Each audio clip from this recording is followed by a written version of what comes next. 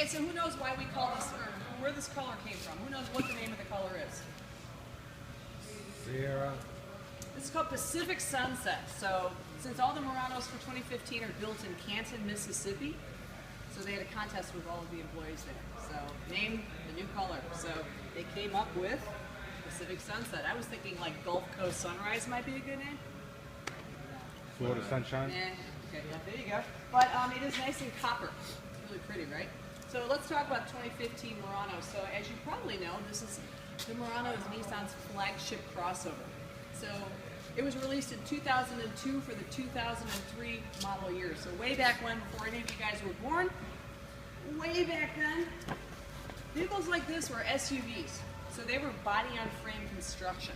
They sat on truck platforms. They're primarily designed for schlepping and towing. You didn't really think about a lot of luxury in one of these guys until we introduced our Murano. So this sits on a unibody construction. It sits on a car platform, and the interior is premium. It's beautiful. This is our third generation, which means this is the third time we've redesigned it. And I think you're going to really, really like it. You guys have sold 700,000 Muranos since its launch back in 2002 for the 2003 model year. So we thank you. We think this new body style is going to bring a whole lot of showroom traffic into the dealership. This actually, I don't know if you're familiar with the history of this, but 2 years ago, as of now, this vehicle was introduced at the Detroit International Auto Show as the Murano Resonance Concept Vehicle. So the Chief Creative Officer for Nissan Worldwide is a gentleman who believes in bringing concept vehicles to life. That's his philosophy.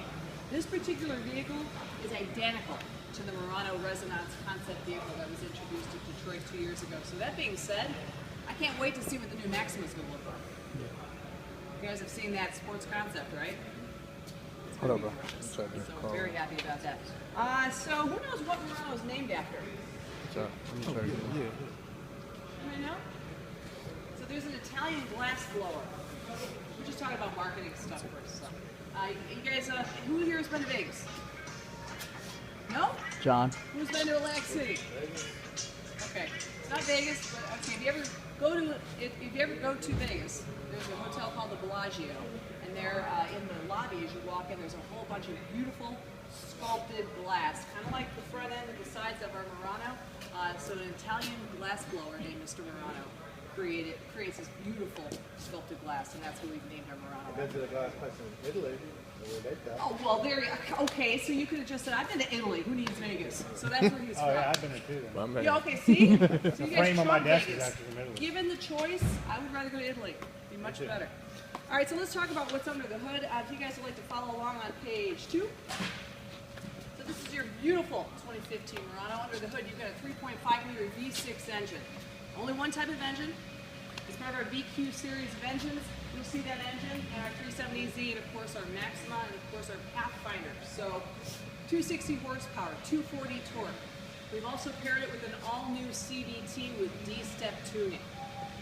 So first of all, the beauty of the CVT is what? Smooth. Did you say no gears? Absolutely. It's a really smooth transition and acceleration. So when our competition is saying, I got an 8-speed automatic transmission, I got a 9-speed automatic transmission. What's the beauty of the CVT? Unlimited gears. Exactly.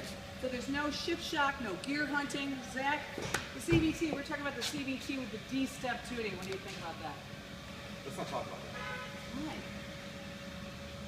All right, we're being taped, so we'll talk about it later then? Okay, so I have to be honest. We have made some changes for the CVT for 2015.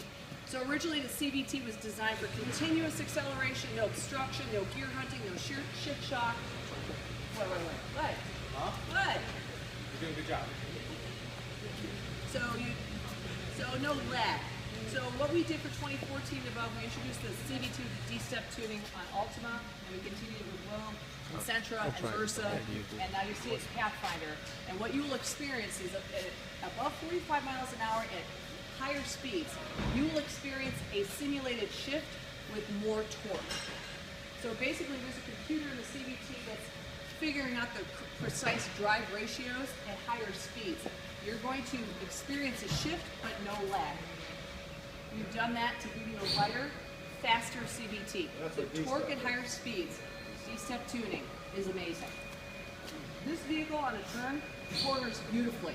My personal experience was 0 to 60 in 7 seconds, so I was really proud of myself because then I read an article by Motor Trend magazine and they evaluated it 7.1 seconds.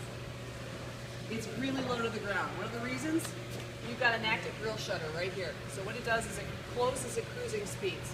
Conducts air around this front spoiler and off to the sides. You got a coefficient of drag of 0.31, just like a 370Z or even a Porsche 911. Do you guys notice this thing over here? This is a Bosch long-range milliwave sensor. So what this does is it senses objects and movement up to 50 feet in front of you. So what this is involved with is your intelligent cruise control, your forward emergency braking, and your predictive forward collision warning system. Why? Because it's going to sense any kind of movement up to 50 feet in front of you. I'll give you a couple of examples. So your intelligent cruise control, with regular cruise control, right? If somebody gets in front of you and you set that cruise at 70 and they're going 50, you better hit the brakes, right? Intelligent cruise control, here's what it does. You're cruising at 70, someone gets in front of you, they're going 50, the vehicle will automatically slow down to 50 miles an hour. You don't have to hit the brakes. And that person gets right out of your lane, it will go right back up to 70 miles an hour. You don't have to apply the gas. How do you like them apples?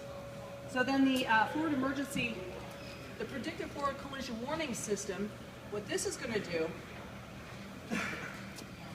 is, you know how with our forward emergency or our forward collision warning system on road, if somebody slams on the brakes directly in front of you, you're going to hear an audible tone, and you'll see an icon light up in the advanced drive assist display, right? So what the predictive, what this does, is since the Bosch sensor could see up to 50 feet in front of you, it will let you know if the vehicle in front of the vehicle in front of you applies brake pressure, and it will give you the audible tone, and you'll see the icon light up